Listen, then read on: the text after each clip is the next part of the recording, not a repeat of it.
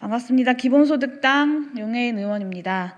지난주 정부 여당의 대선 주자인 그리고 당 대표이신 더불어민주당 이낙연 대표와 정세균 국무총리께서 기본소득을 비판하는 견해를 강하게 말씀하셨습니다.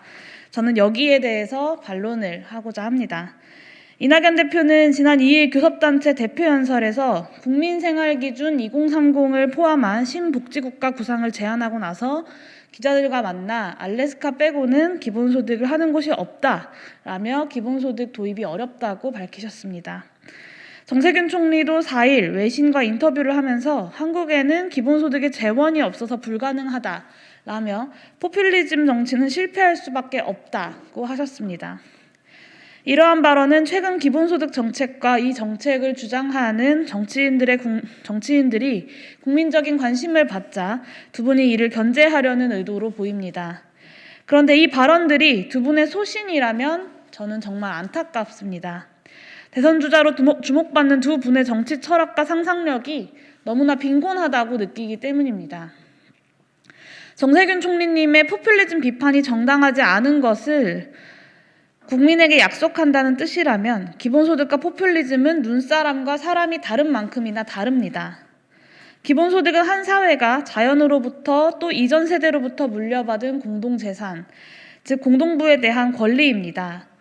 기본소득은 모두의 것에서 나온 수익을 모두 공평하게 나누자는 것입니다. 대한민국 헌법 제11조 평등권이 바로 기본소득의 근거입니다. 이낙연 대표는 미국 알래스카주가 시행하는 기본소득이 마치 석유자원 덕분이라고 생각하시는 듯합니다. 이는 명백하게 오해입니다. 알래스카가 기본소득을 지급하는 이유는 석유 덕분이 아니라 알래스카의 천연자원에서 발생한 이익은 주민 모두의 것이라고 정의로운 약속을 맺었기 때문입니다. 그 약속이 1980년 알래스카 주민투표로 만든 알래스카 영구기금법입니다. 알래스카의 모든 주민은 이 법에 따라 매년 주민배당금을 받습니다. 알래스카의 정치인과 주민은 1970년대에 석유는 언젠가 고갈되니 미래 세대를 위해 기금을 만들자면서 이 제도를 만들었습니다. 이제 석유가 고갈되어도 기금 운용 수익만으로 충분히 배당금을 줄 수 있다고 합니다. 중요한 것은 자원이 있느냐가 아니라 자원의 이익을 정의롭게 분배하려는 철학과 의지입니다. 이낙연 대표와 정세균 총리가 책임 있는 정치인이시라면 재원이 없다고만 할 것이 아니라 재원 마련 방법을 찾아야 합니다. 가령 한국의 토지 가격은 OECD 최고 수준으로 한국 땅을 팔면 캐나다와 호주를 동시에 살 수 있습니다.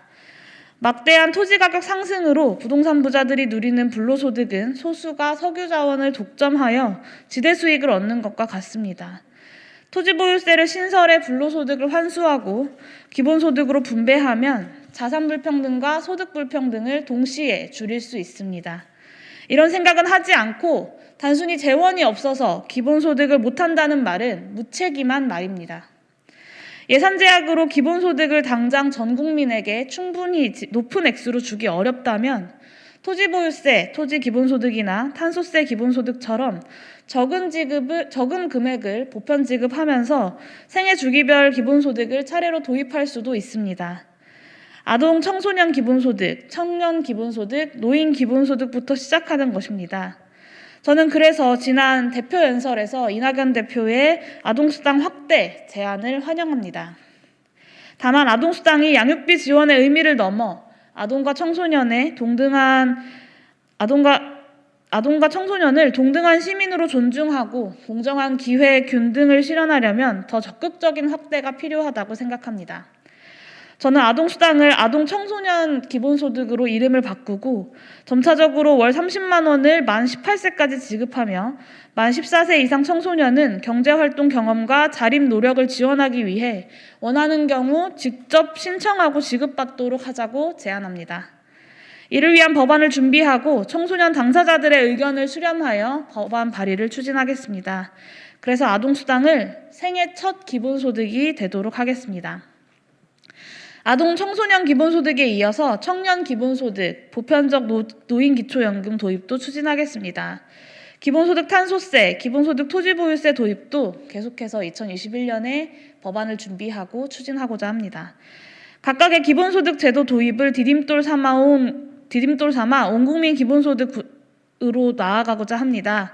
저의 기본소득 구상은 이낙연 대표의 신복지국가론, 정세균 총리의 복지제도 강화론과 접점이 있을 것입니다. 언제든 정책 토론에 나서겠습니다. 코로나19 재난의 교훈은 명확합니다. 우리나라에 최저생계비 수준의 기본소득 제도가 존재했더라면 재난 국면에서 보편이냐 선별이냐 하는 논쟁은 불필요했을 것입니다. 정부 방역 조치에 협조하면서 영업을 쉬거나 근무를 줄여도 생계 불안은 없었을 것이고 더 피해 입은 이들을 맞춤 지원하는 일도 지금보다 훨씬 수월했을 것입니다. 코로나19 이후 우리의 과제는 어떤 경우에도 삶의 안정성을 지켜주는 보편적 소득보장 제도를 만드는 것입니다. 그리고 그 중심에 기본소득이 있습니다. 이낙연 대표님, 정세균 총리님, 다음 선거만 생각하는 이는 정치꾼이고 다음 세대를 생각하는 이가 정치인의 자격이 있다고 저는 생각합니다. 기본소득은 포퓰리즘이 아니라 모두의 것에 대한 정당한 권리입니다. 기본소득은 불가능하지 않으며 다만 용기와 상상력을 필요로 할 뿐입니다. 다음 선거가 아니라 다음 세대를 위해 용기와 상상력을 보여주시기 바랍니다. 다음 세대를 위한 기본소득 도입에 저도 매진하도록 하겠습니다. 고맙습니다.